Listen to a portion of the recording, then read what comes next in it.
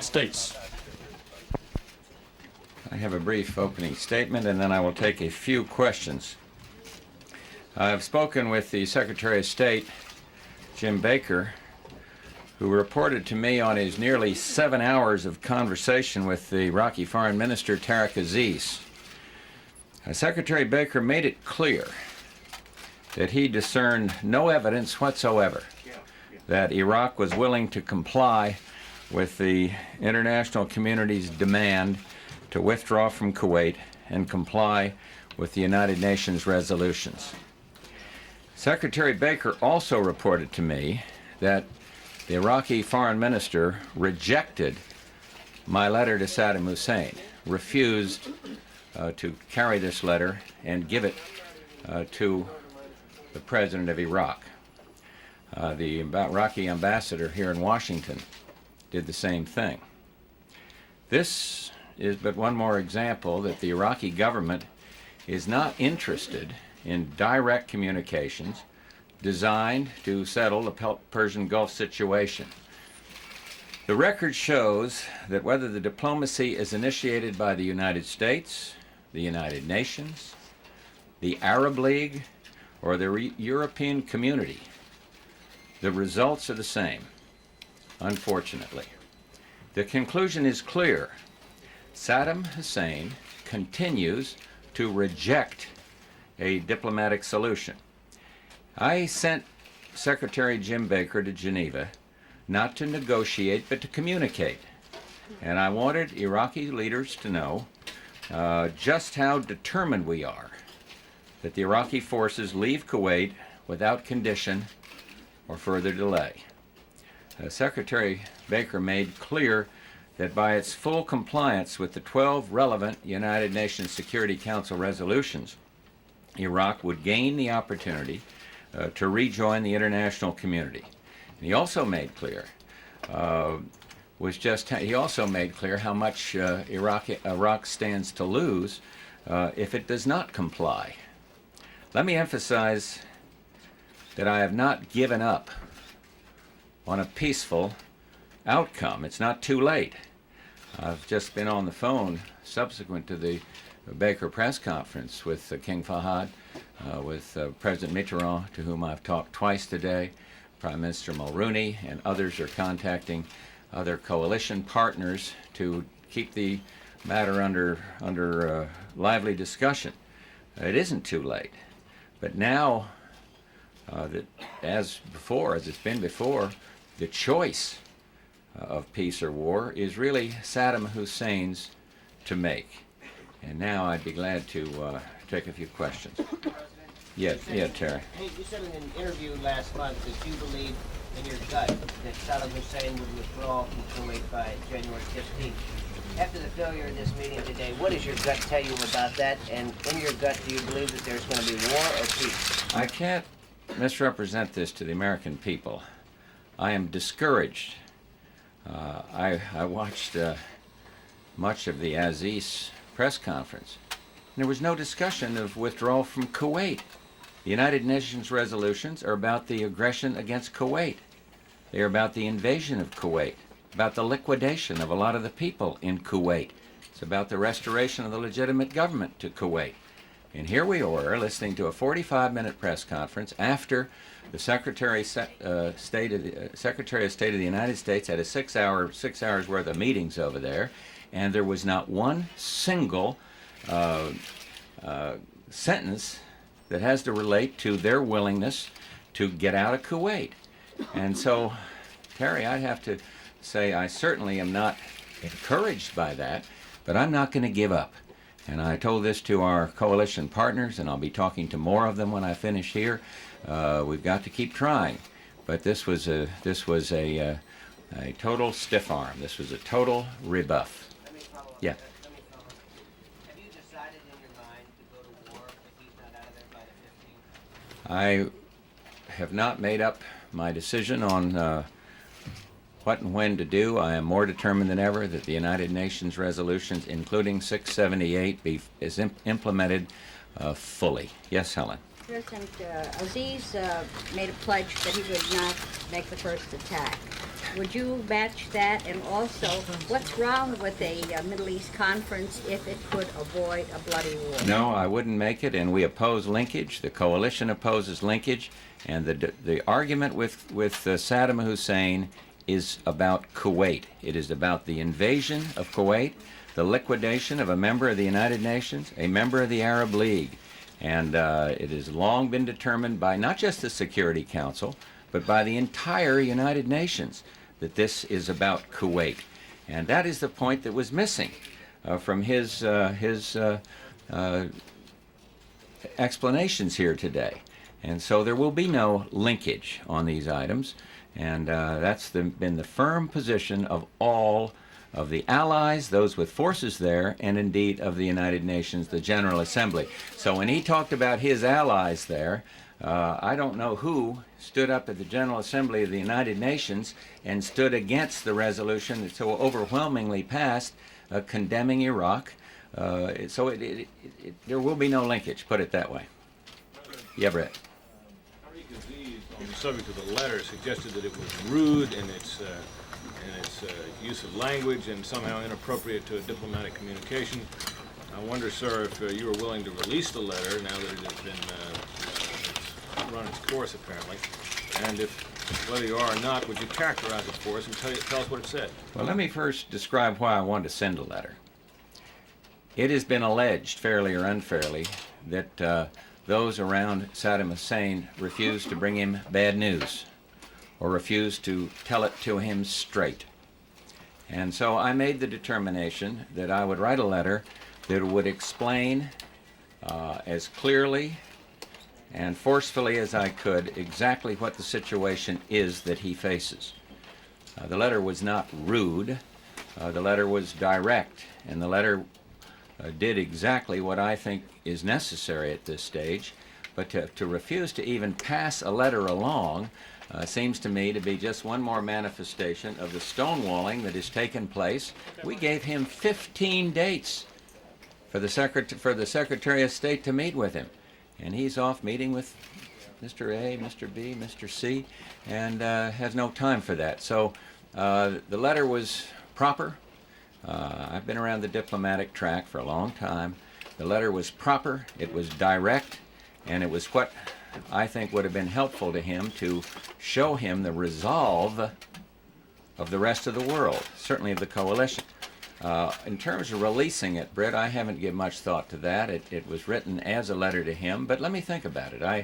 I might be willing to do it, I might not. I just don't know. If I thought it would help get the message out to him and through an indirect way, maybe it makes some sense, although we've been saying essentially the same thing over and over again that was in the letter. Refusal by the ambassador here to even accept the letter, was that prior to or simultaneous with the refusal of Tariq Aziz? I mean, is it your impression? I think it was after he had made that. I think it was after the letter had been rejected at the table there in Geneva. It was just one more effort to try to get this direct communication to him, yes. Not sure on that, but I believe that's correct. Yes, it is correct. Mr. President, there are reports that you are considering a call-up of up to 1 million reservists to reinforce the forces that are serving in the Persian Gulf. What can you tell us about that? I can tell you nobody's ever suggested that to me. Is there any reserve call-up being contemplated? I'll tell you what I'll do. I'll ask the Secretary of Defense to respond to that question when I get finished here. Mr. President, can you tell us what your attitude now is about the use of force resolution that you asked for yesterday with the Congress? Well, I had a good meeting with certain members of Congress. I've talked to all 4 leaders this afternoon, Senator Mitchell, Senator Dole, Speaker Foley, Congressman Michael. I talked to him in person here, and I'm not sure where it stands. I am anxious to see and would certainly welcome a resolution that says we are going to implement the United Nations resolutions to a T. I don't think it's too late to send a consolidated signal to Saddam Hussein.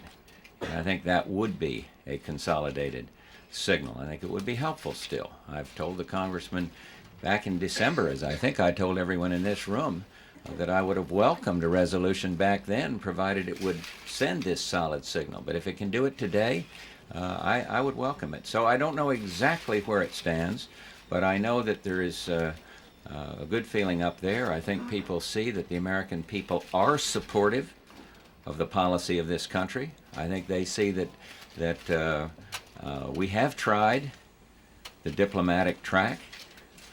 I hope they know that I am as committed to peace as anyone, but I hope they also know that I am firmly determined to see that this aggression not stand, and I think they're backing me in that.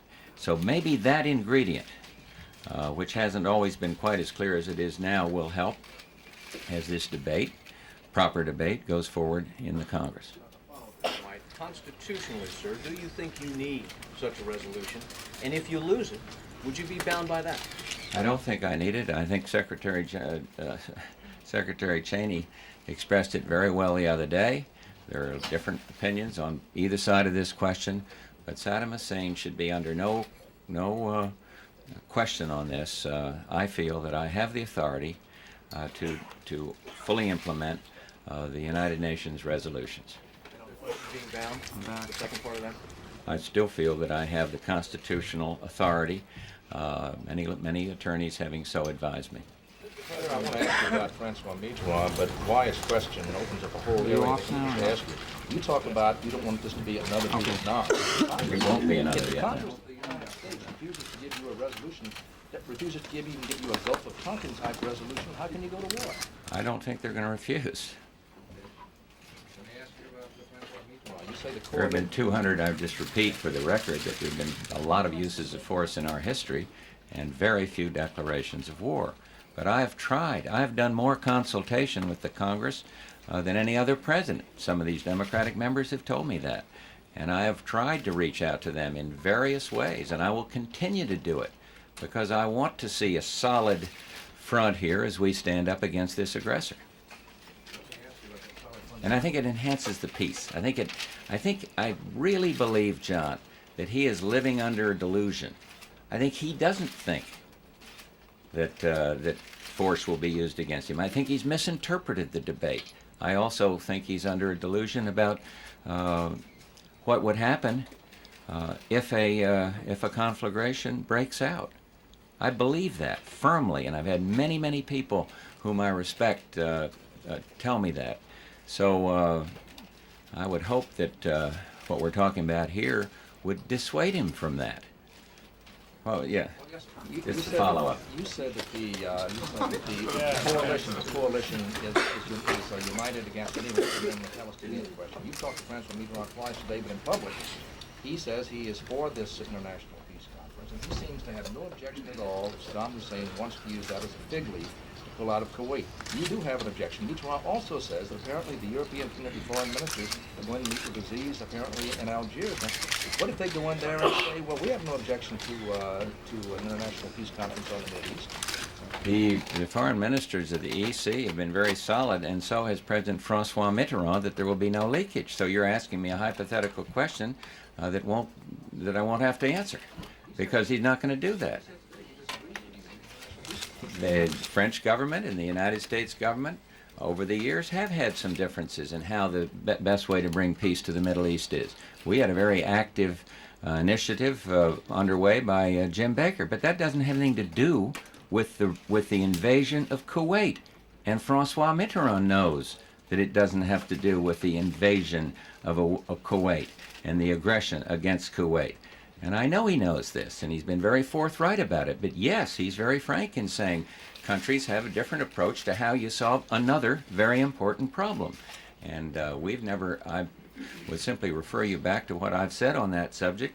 I think you were with us over in the joint press conference with President Gorbachev when I addressed myself to this. So, but I am going to avoid linkage. I listened to that Aziz meeting, and all he tried to do is obfuscate, to confuse, to make everybody think this had to do with the West Bank, for example. And it doesn't.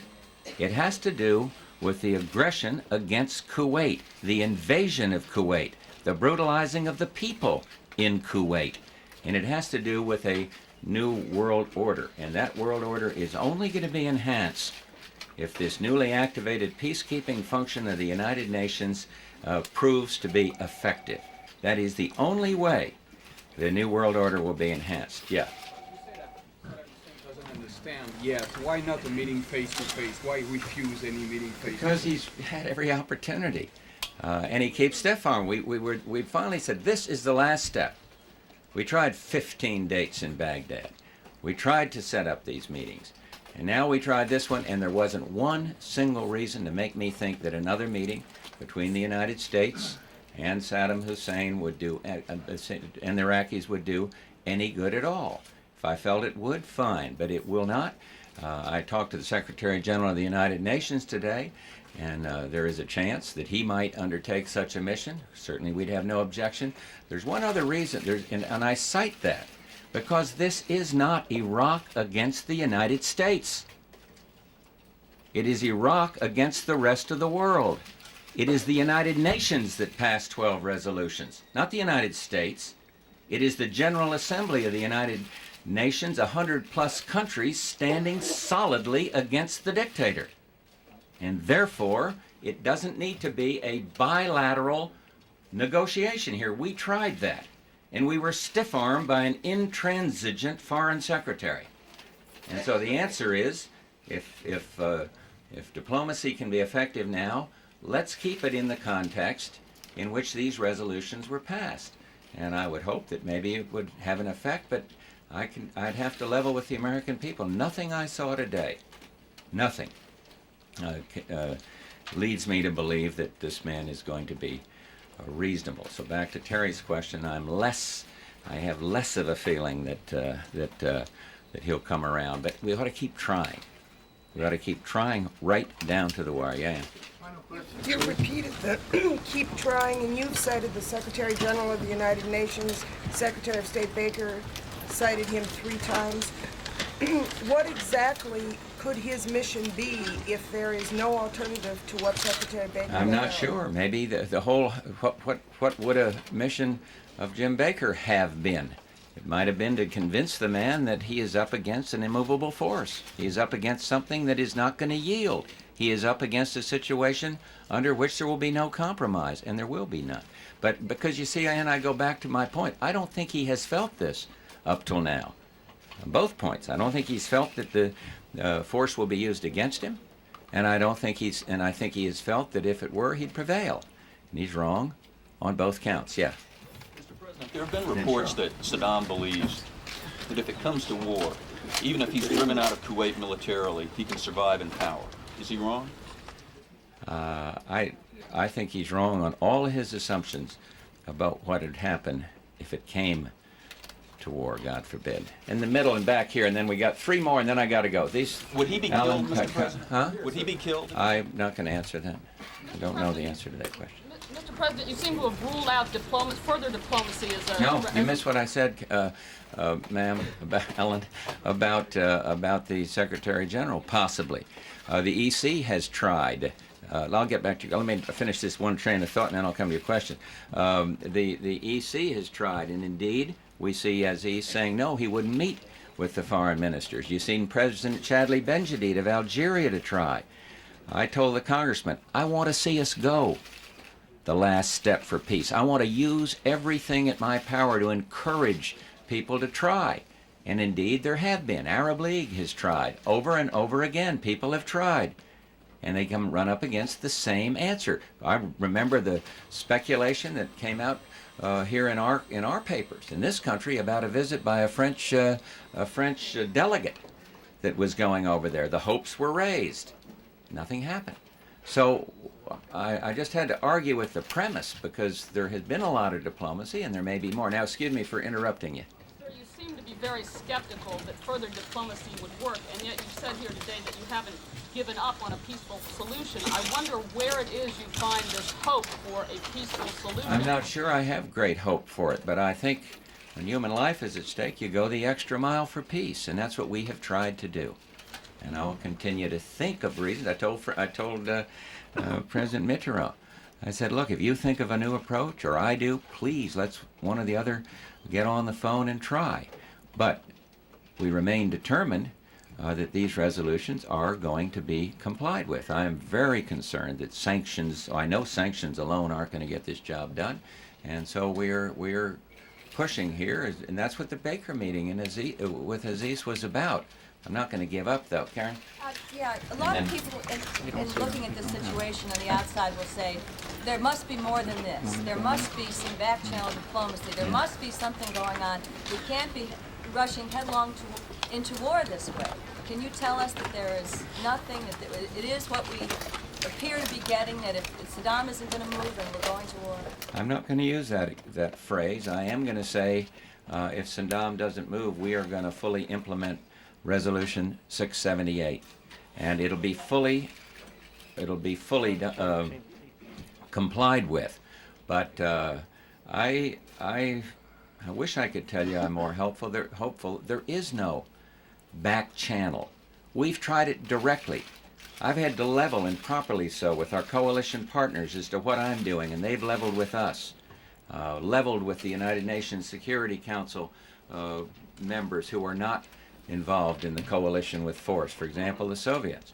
And a lot of avenues have been tried, but I can't tell you that there's any hidden agenda out there, secret negotiations. There is not.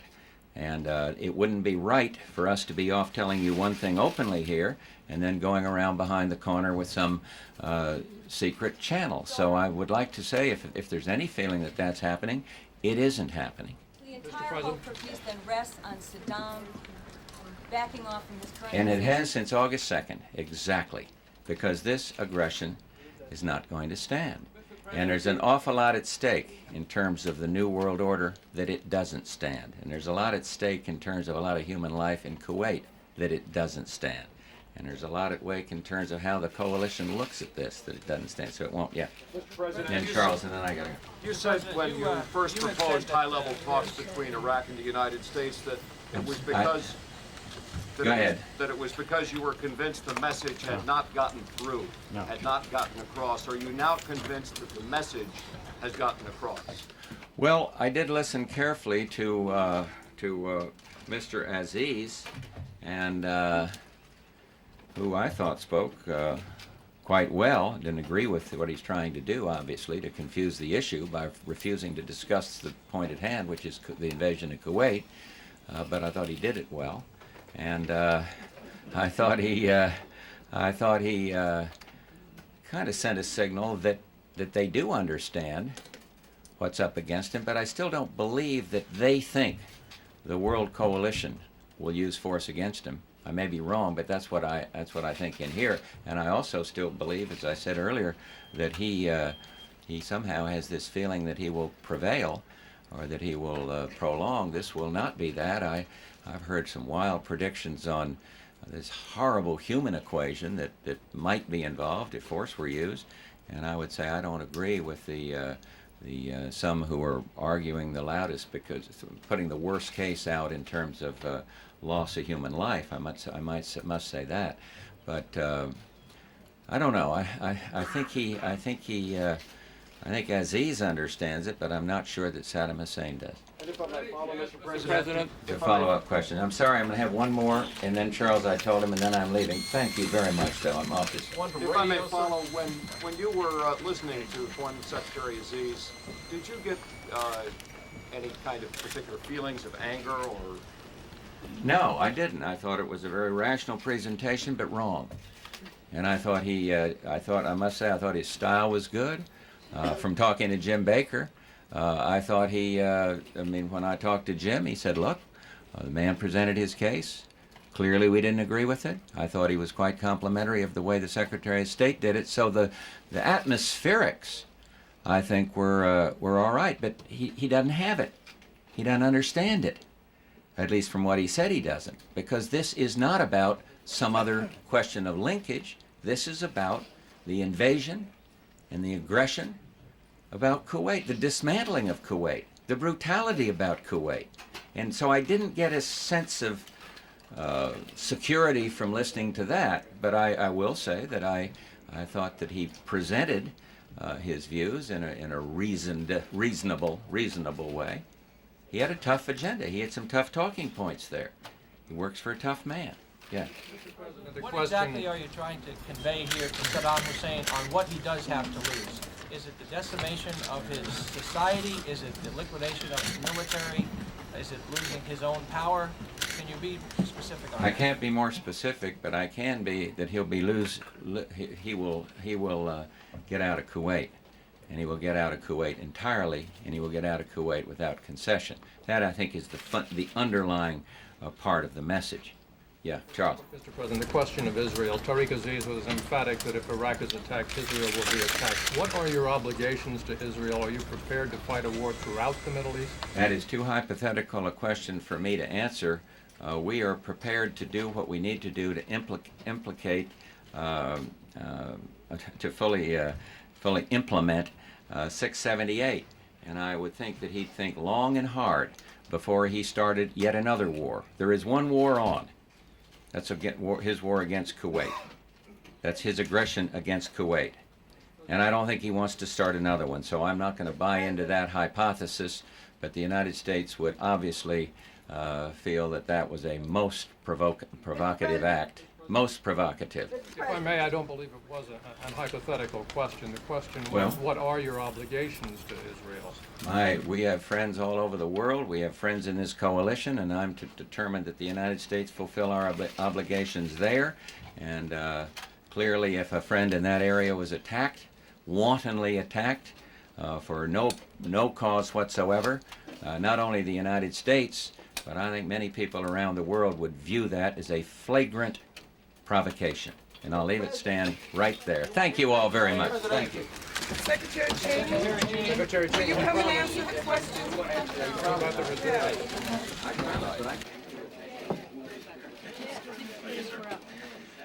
Question, this is a test. The question was on possible additional reserve call-up authority. Under the authority that we're currently using, I'm authorized by a delegation of the President to use up to call up to 200,000 reservists for up to 180 days. That authority for some of those reservists who have been called begins to expire in February. And so what we currently have in the works is a provision that would use a different provision of the statute that would allow us to keep reservists on active service for as long as 2 years, and to call under that provision up to 1 million additional reservists. We have no intention of calling 1 million reservists, but that's the provision that's available for me to be able to extend those people in critical skills whose services are now being utilized and whom we would like to keep for this period of time, so we don't have to release them immediately back to reserve status. Thank you all very much. January 15th. Jenny.